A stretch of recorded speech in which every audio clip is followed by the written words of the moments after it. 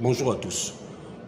J'ai fait cette vidéo pour interpeller le président de la transition, le général Brice Clotaire Oligui Nguema, mais également les membres du corps diplomatique qui sont des observateurs de la vie sociopolitique de notre pays.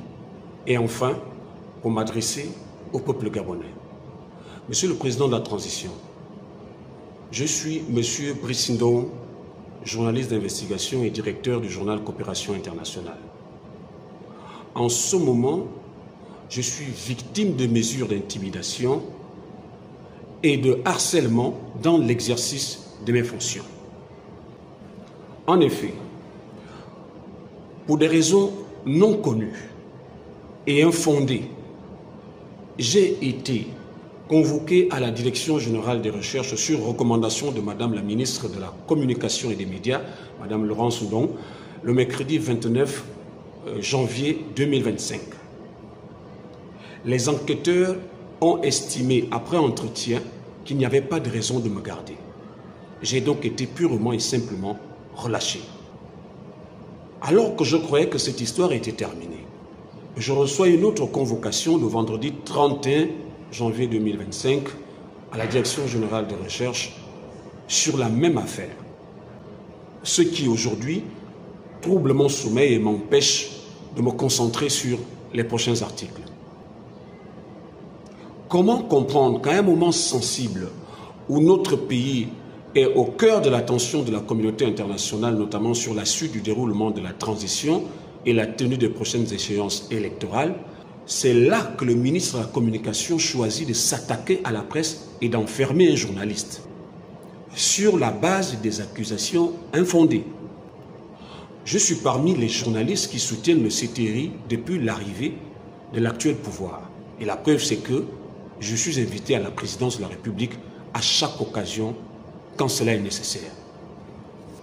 Si mon crime est de soutenir la transition actuelle, qu'on me le dise, la transition, faudrait-il le rappeler, est un moment d'inclusion, c'est un moment d'apaisement. En dehors de la transition, que devrais-je soutenir d'autre? En dehors de la transition, que devrais-je soutenir d'autre? Je ne suis pas un subversif. Je suis un journaliste.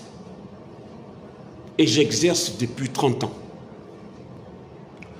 Sans se référer à la haute autorité de la communication qui est l'organe régulateur et qui est le gendarme des médias, Madame la ministre s'en va directement me porter plainte au parquet pour avoir publié un post relatif à la polémique sur la subvention à la presse. Monsieur le président de la transition, je demande au service de renseignement de vous apporter le texte incriminé sur votre table, sur votre bureau. Vous verrez vous-même. Il n'y a là-dedans aucun propos méprisant. Il n'y a là-dedans aucun propos injurieux, voire accusateur contre Madame la ministre de la Communication. Et si Madame la ministre de la Communication voulait être cohérente dans sa démarche, mais elle devait convoquer tous les journalistes qui ont écrit sur cette affaire qui enflamme la toile, cette affaire de subvention. Tout le monde peut la lire, même les diplomates lisent cette affaire. Donc qu'elle amène tous les journalistes à la DGR. Pourquoi c'est moi seul? C'est de la discrimination, c'est de l'intimidation. Il faut savoir que dans le code de la communication actuel en vigueur depuis 2016, c'est l'auteur de l'article, le journaliste qui l'écrit, qui est responsable pénalement. Ensuite, le support. Il faut poser la question à la haute autorité de la communication. Alors, dans ce contexte, on ne peut pas comprendre que les comportements déviants qu'on a réprimandés, qu'on a condamnés dans l'ancien régime Ali Bongo, ces pratiques reviennent avec les ministres, certains ministres, qui sont aux antipodes de la vision du chef de l'État actuel, à savoir rendre les lettres de noblesse à la presse. Je n'ai fait que réagir à l'acte qui a été posé par mon ministre de la Communication, de vouloir m'enfermer. C'est ça ma réaction. Et je voudrais, Monsieur le Président, que vous puissiez comprendre que depuis 1 an, je suis en procès au tribunal de Libreville parce que j'avais été agressé dans l'exercice de mes fonctions par la famille Oyono et Ban Constant, qui est l'actuel PDG de l'établissement IHM. Cette affaire est pendante au tribunal. Et je n'ai pas travaillé pendant 5 mois parce que mon matériel a été confisqué par cette famille de manière totalement illégale.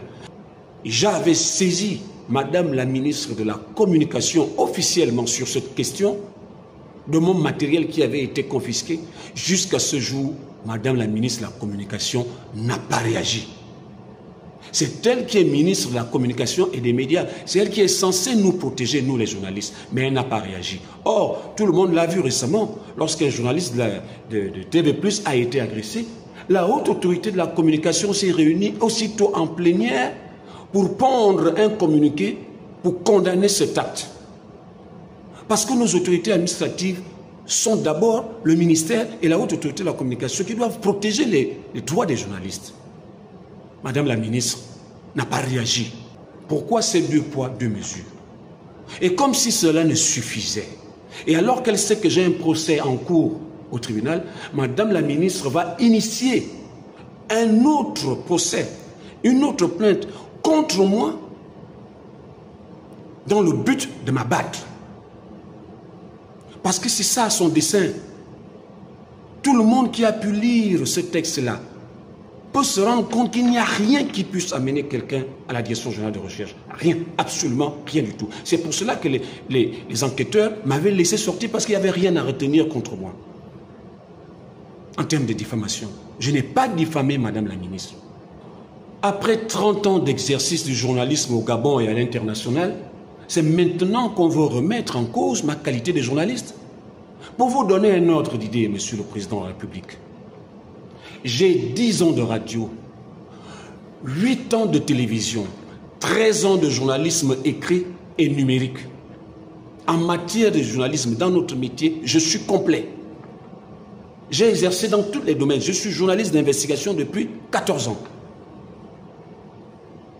Sur la page Facebook, qui n'a jamais été remise en question depuis 14 ans par la haute autorité de la communication. Pour vous donner un ordre d'idée, des journalistes qui travaillaient dans d'autres médias pendant que moi j'exerçais également. Vous avez M. Germain Ngoyo Moussabou, qui est l'actuel président de la haute autorité de la communication. Il était journaliste à l'Union et directeur du quotidien L'Union pendant que moi j'exerçais dans la radio. Vous avez Jean-Claude Franck Mendom, qui est conseiller à la haute autorité de la communication. Vous avez Roger Mbarmenze, qui est conseiller à la haute autorité de la communication. Je vais vous citer ces gens-là, les grands noms du journalisme gabonais, les gens qui ont travaillé pendant que moi, j'étais en exercice. Victor Mbegefa, l'Union. Lin Joël Ndembe, l'actuel directeur de l'Union, journaliste en exercice. Il était d'abord à l'AGP pendant que je suis journaliste.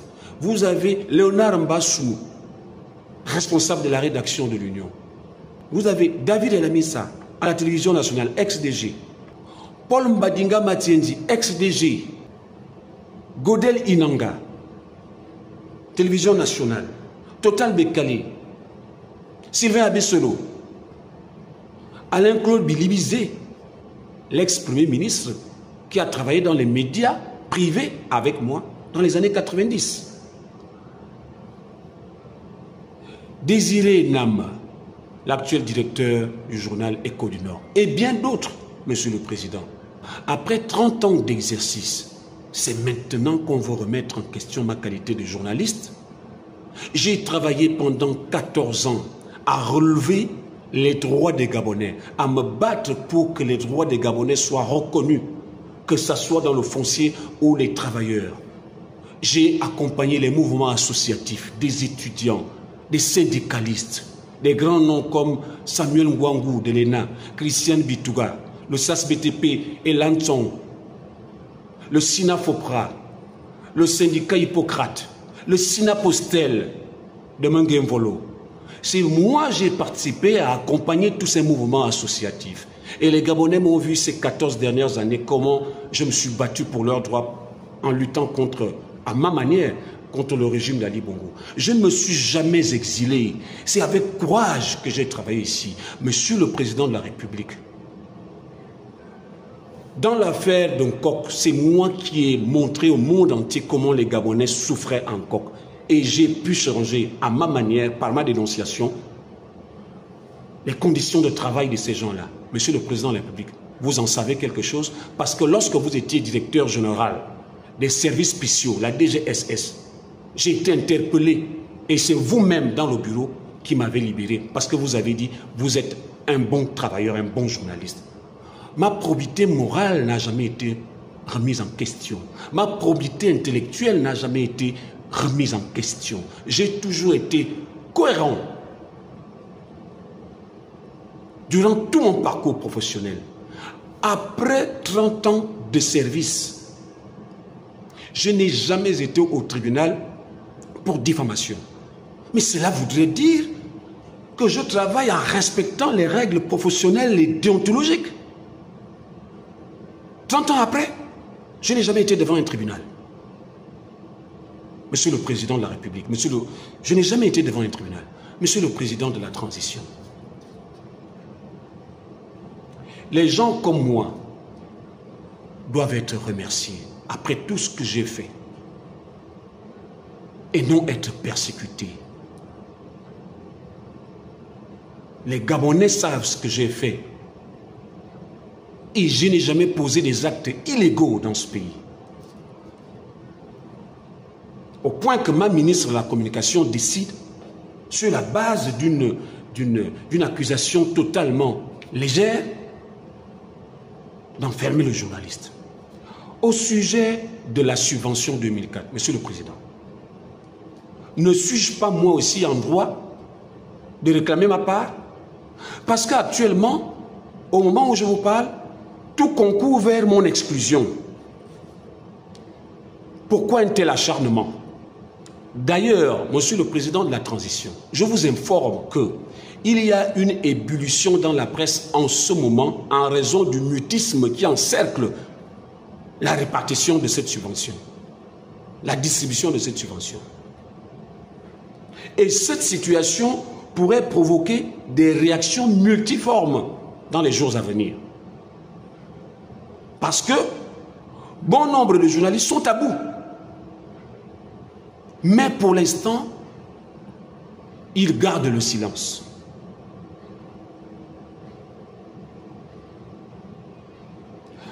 Qu'il vous plaise, Monsieur le Président de la Transition, chef de l'État, de pouvoir trancher cette affaire et mettre un terme à l'acharnement dont je fais l'objet et mettre un terme à ces troubles. Parce qu'un journaliste doit se concentrer sur les sujets qu'il a à traiter.